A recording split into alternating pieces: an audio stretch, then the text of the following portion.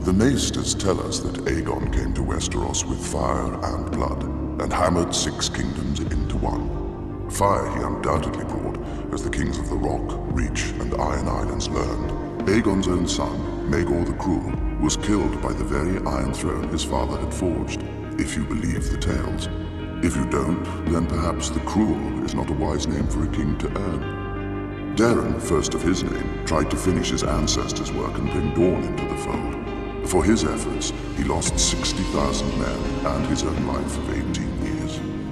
During the Great Targaryen Civil War known as the Dance of the Dragons, a king and queen each fight for the throne, dividing their house and its dragons against each other. By the war's end, King's Landing was smashed, cities razed and sacked, never to be rebuilt, and dragons had faded from this world. For centuries, the Kingsguard had been the glory of the realm. Aegon the Conqueror had established the Order as his personal guardians after uniting Westeros with fire and blood. He knew that some of his subjects wouldn't take to conquest, and his dragons were no use against knights in the dark.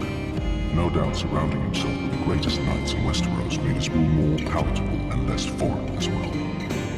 Everyone in his kingdom soon knew the names and sang the songs of the Kingsguard. I certainly did from earliest days. There was one Kingsguard, I forgot the bastard's name, who swore an oath to his dying Targaryen king to crown his daughter after him. The very night that king died, this Kingsguard crowned the king's son instead. When an old man on the small council dared to protest, this honourable knight opened his throat. The bastard died in a very civil war he started, along with the old king's son, daughter, and most of their dragons. And the Kingsguard? All that duty and honour, and not enough brains to figure out which Targaryen to give it to.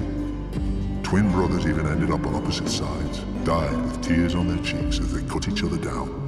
I suppose I should think that's tragic, but stupid men do stupid things every day, and nobody cries over them. As little more than a boy, Sir Criston Cole replaced the legendary Sir Ryan Redwine on the Kingsguard and soon rose to Lord Commander. But knights only know one way to settle disputes.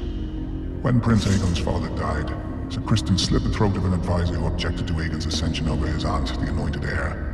His actions so pleased the new king, Aegon, second of his name, that he appointed Sir Criston as his hand in the ensuing civil war, called the Dance of Dragons.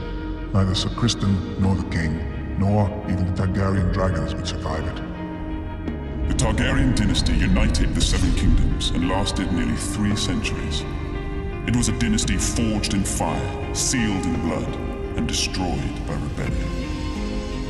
The Targaryens are blood of the dragon, descended from the nobility of ancient Valyria, a once mighty empire in the east. When the cataclysmic doom laid waste to Valyria and its people, the Targaryens survived, having settled on the island fortress of Dragonstone years before. They remained there for a century, until the rise of Aegon the Conqueror. Instead of attempting to reclaim the eastern lands of his ancestors, Aegon sailed west for the Seven Kingdoms, his sisters Visenya and Rhaenys at his side. To keep the bloodlines pure, Aegon continued the custom of his Valyrian ancestors and took both of his sisters to wife. Together, they came ashore on the eastern coast of Westeros, there blazing a dragon with 3 heads, representing Aegon and his sister wives. Their words, fire and blood. While their host was small in comparison to the armies of Westeros that awaited them, Aegon and his sisters had a secret weapon. The last of the dragons.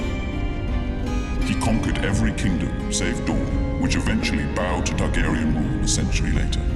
He had the swords of his enemies melted down by the fiery breath of his dragon, Balerion the Black Dread, and forged into the Iron Throne.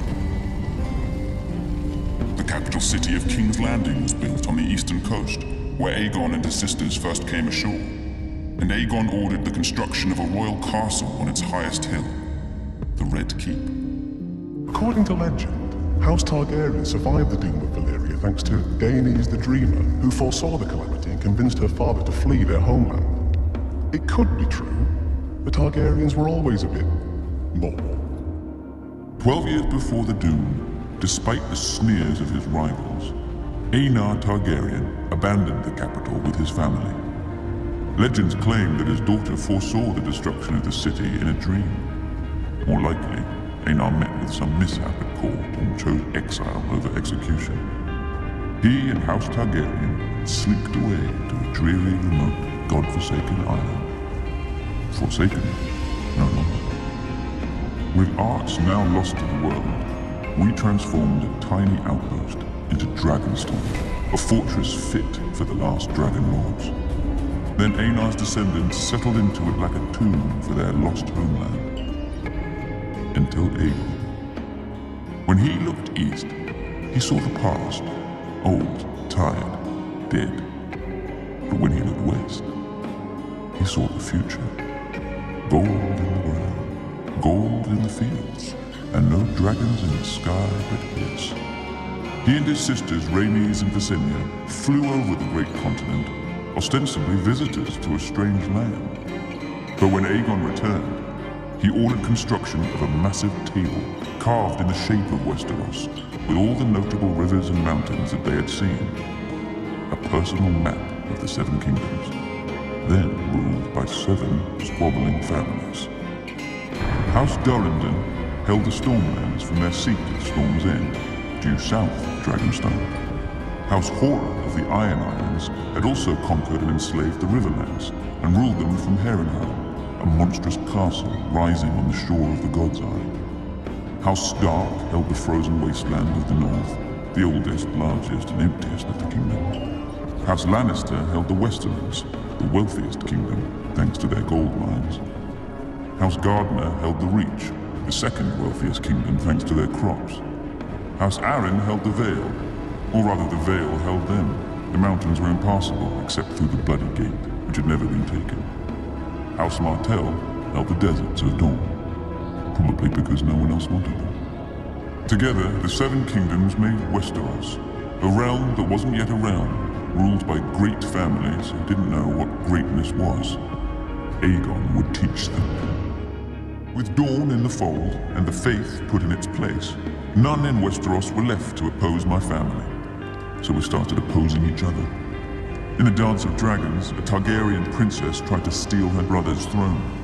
Thanks to her stupidity, most of our dragons died. In its time, the Dragon Pit was a marvel of the world.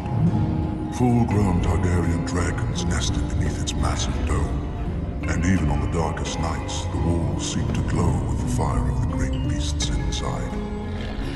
As had the sites previous occupant, the Sept of Remembrance, when Maegor the Cruel blasted it with dragonfire during morning prayers. Screams of the dying men echoed through King's Landing all day, and a pall of ash and smoke hung over the city for a week. But as it dissipated, so too did the rebellion of the Faith Militant.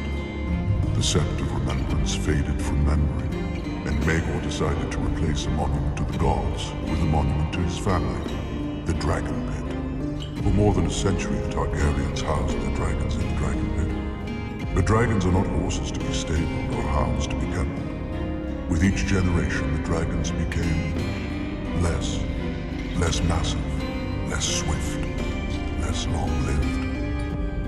And less invulnerable.